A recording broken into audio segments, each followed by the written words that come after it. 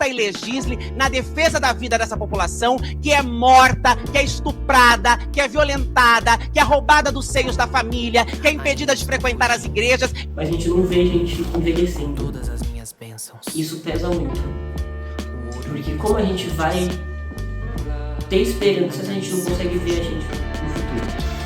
A questão é, não se pode dizer que aos 12, 13 anos se é uma criança trans, mas no ato do nascimento, mesmo antes de aprender a falar a primeira palavra, já se pode atestar que é uma criança cisgênera. Então, na verdade, o que está colocado aqui é que a transexualidade é uma loucura, é um delírio, é uma fantasia das nossas cabeças.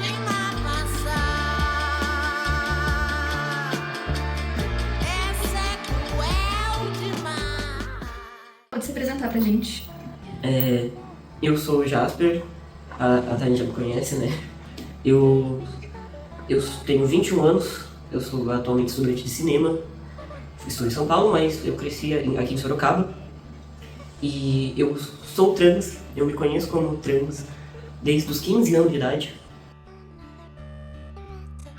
Mas questão de gênero, que é uma coisa muito mais, não como você se relaciona com os outros, mas como você se relaciona consigo, do que a sociedade te apresenta, é mais complicado, eu tinha mais problemas, principalmente porque vinha também a questão corporal. E aí na parte da adolescência em si, teve muito, ficou muito misturado por causa da pandemia, então tipo, quando eu voltei pra escola, que era o núcleo social que eu estava inserido, não tô nem falando de família, né, falando do núcleo social mesmo. Eu voltei da pandemia sabendo que eu me encaixava, sabendo exatamente que eu era trans. Porque foi durante a pandemia que eu questionei, eu não sou mulher. E que eu sou, vou descobrir, e aí foi amadurecendo com o tempo. Mas na questão social eu voltei e era tipo, ok, eu claramente mudei. E as pessoas da escola perceberam isso também. Já sabiam, porque eu já era diferente, né? Eu já sofria bullying e homofobia antes de eu me descobrir trans, porque eu me descobri bissexual antes. Mas... E aí virou uma coisa de eu estar constantemente questionando isso. Dos grupinhos populares falarem, tipo, não queriam pacificar comigo para questões mais abertas, mesmo eu não sendo abertamente trans. Então não tem como a gente destoar nossa identidade do que a gente vive em sociedade. Então, para entender também questões de gênero, a gente tem que entender como a sociedade interpreta e impõe o gênero. Porque ser trans, a gente vê muito falar sobre disforia. E pouco se fala sobre euforia trans. Porque a gente como comunidade, a gente só, tipo, sempre pensa no negativo o tempo inteiro. Ai, na transfobia, ai, na disforia de gênero, sabe? E a gente não pensa nas coisas positivas de se entender, de fato, como uma pessoa queer. Porque você tem tantas nuances e tantas coisas que te trazem, tipo, uma euforia mesmo, de se entender, de estar vivendo como você é, de se olhar no espelho e se reconhecer. É o que eu falei, quando eu era adolescente, eu tinha, tipo, parte da disforia vinha dessa desconexão com o que as pessoas falavam que eu era.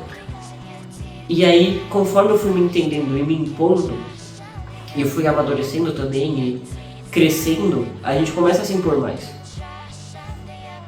E a partir do momento que eu comecei a experienciar a vida como eu sou, eu descobri, ok, não sou o que as pessoas falavam que eu sou.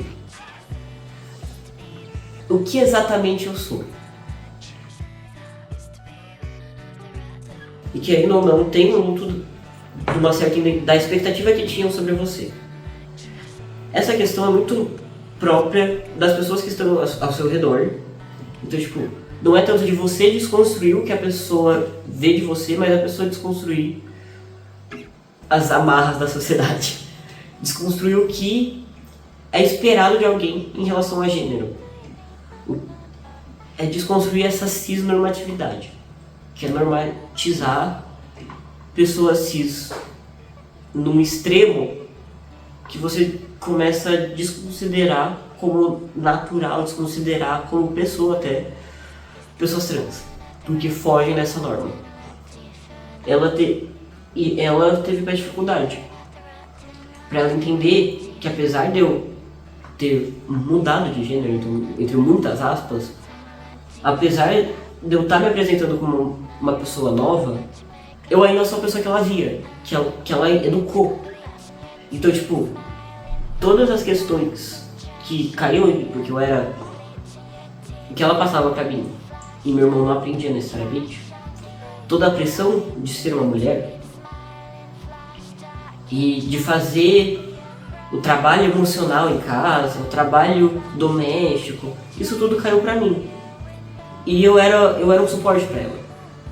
Então, ela passou por um luto, mas não um luto de tipo, morreu. É um luto de transformação. A gente passa isso nas fases da vida. Quando a gente é pré-adolescente, a gente tem muita angústia, porque a gente não é mais criança. Porque a gente começa a ter outras preocupações. A gente passa isso entre a pré-adolescência e a adolescência. Porque a pré-adolescência é o momento da puberdade principal. E aí quando a gente é adolescente, a gente tem outras expectativas, outras responsabilidades, mas outras liberdades também. O ser humano é uma criatura de lutos. A gente passa por lutos, tanto de perdas mesmo, mas lutos internos, de mudanças, porque a gente está em constantemente transformação. E eu acho isso muito incrível da experiência de ser trans, porque a gente não só se transforma conforme a gente vai crescendo, mas a gente se transforma em relação a quem a gente é perante esse sistema de binário de sociedade, de gênero. Eu entendo que eram adolescentes e que não vou tratar adolescente como burro, gente, pelo amor de Deus. Mas a gente espelha muito do que a gente vê dos nossos pais. E como era uma escola muito elitista, que os pais também participavam, tipo, e o círculo social era muito de manter a norma. Então, tipo, eles sabiam, mais ou menos, não queriam lidar, e quando vinha alguma coisa que, quando eu questionava, quando eu trazia, quando eu debatia mais sobre isso, eu combatia mais publicamente, só me jogavam, tipo, me tiravam da roda. Eu fiz parte da comissão de formatura. E aí queriam fazer um trote de troca de gênero. Na época eu não sabia, tipo, eu ainda estava descobrindo algumas questões de identidade, mas eu falei, mano, eu fiz da minha existência um protesto. Eu fui com salto alto, saia, camisa masculina, bigode e maquiagem. Eu falei, vou lacrar. Mas eu fui, e eu fazia parte da comissão de formatura, e depois desse trote, ninguém veio falar comigo sobre as coisas. Eu tentava falar com o resto da comissão, mas eu fui excluído. Todas as outras questões não falavam comigo, eu sabia depois. E esse é o maior poder que, tipo, principalmente adolescentes têm. Não é só o bullying físico, de xingar, mas grande parte também, e aí vem das questões, porque eu era uma menina. Então o bullying feminino não é tanto agressivo quanto é o bullying masculino. É sempre comentáriozinho, é excluir. E na adolescência, a gente busca muito conforto social. Então essa exclusão te joga a questionar muitas coisas, a achar que você não é suficiente, a achar que você acha que você é tudo menos interessante, menos legal, que você não vale a pena de ter relações boas, porque toda pessoa que você se relaciona está te excluindo, não quer se relacionar com você. Então você tem que achar meios de ter conexões, de se conectar com as pessoas. E eu acho que isso entra com uma outra pergunta que você vai falar, não sei, depois, que o jeito que eu procurei ter uma relação, me relacionar com pessoas, principalmente na época da escola, além do meu círculo de amigos próximos, foi buscar apoio online. Eu fiz alguns amigos online, só que a internet é a internet. E quando eu me descobri trans, parece que virou uma chavinha, tipo, tá, eu não vou, tipo, eu não quero morrer sem que as pessoas saibam quem eu sou. Eu não quero morrer nesse imaginário que as pessoas têm de mim. E eu não quero morrer porque eu não quero deixar os meus amigos na mão. Mas também, a expectativa de pessoas trans são 35 anos. Tem um peso disso daí? Não conheço pessoalmente alguma referência de alguém trans que se descobriu novo, que se descobriu na adolescência e que viveu muito tempo. Então a gente não consegue olhar e saber o que espera pra gente. Tipo, a gente não tem referência de envelhecer como gente trans. Então parte de eu também não querer, parte de eu não querer me matar, parte de eu não querer morrer, de eu querer viver pra lutar, vem de ser um norte para as futuras gerações. Porque eu não tenho isso. Eu tenho gente mais velha que se descobriu, mas a gente não vê gente envelhecendo. Isso pesa muito. Porque como a gente vai ter esperança se a gente não consegue ver a gente no futuro? E depois, tipo, em segundo plano, tentar entender quem eu sou. E quando eu comecei a entender quem eu sou, me deu mais motivo para viver.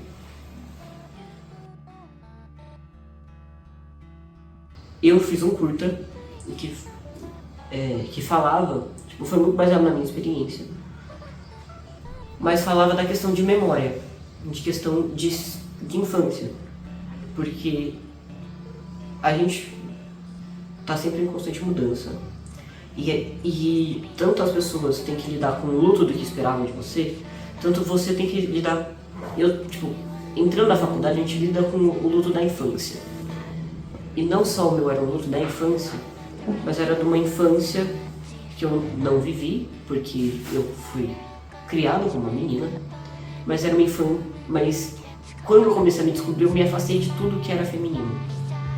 Então eu estava tentando me reconstruir e reconstruir essa relação que eu tinha com quem eu fui.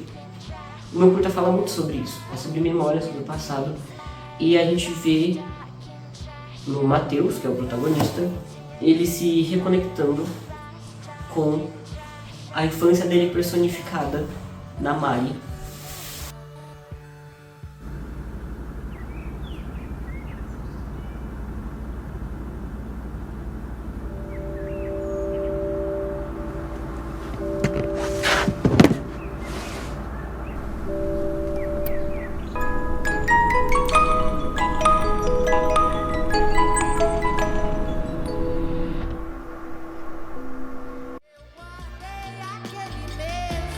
Ainda que esteja profundamente difícil, ainda que sejam inúmeros os desafios que nós estejamos na nossa frente, insistam, persistam, não desistam, tenham coragem, sejam rebeldes, enfrentem o sistema, porque só a nossa rebeldia é capaz de mutar, transformar, transcender, transascender.